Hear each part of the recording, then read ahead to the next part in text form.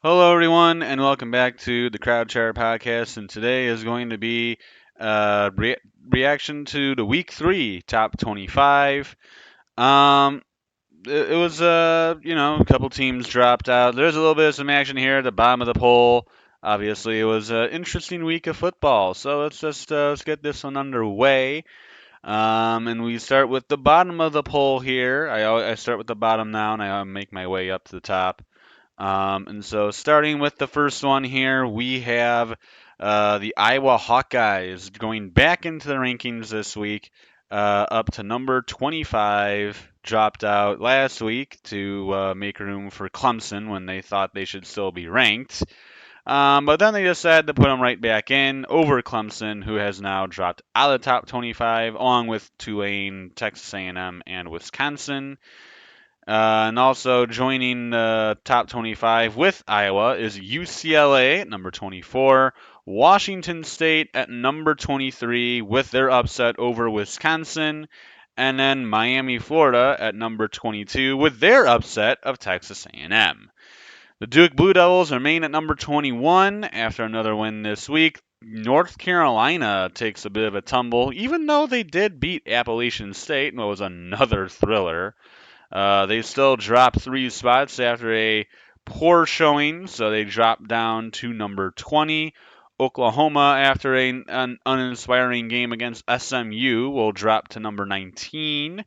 Colorado going up 4 spots to number 18, jumping 4 spots. Another nice win as they beat longtime rival Nebraska and well, it looked to be actually an interesting game for a little bit in Boulder in the beginning, in the first half, but then Colorado eventually took over, and yeah, that game was not very interesting after that. Ole Miss jumping up to number 17 after their win on the road against a decent Tulane team, getting a nice win there. Oregon State. Then we got a lot of teams that will hold place here. In Oregon State, Kansas State, LSU, Oregon, and Utah all hold position at 16, 15, 14, 13, and 12, respectively. Oregon and Utah both having some close calls this week, with Oregon having some troubles on the road against the Texas Tech Red Raiders in Lubbock, but would eventually pull through. And similarly, the Utah Utes, who had a little bit of some trouble on the road against the Baylor Bears, would pull through in Waco, getting that win 2013. Oregon with the win 38-30.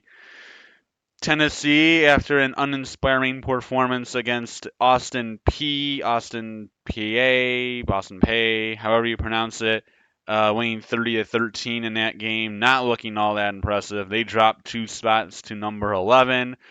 Of course, the headliner of the week, Alabama, after getting knocked off at home by the Texas Longhorns, dropping almost out of the top 10, but they just hold on to number 10, dropping 7 spots from number 3.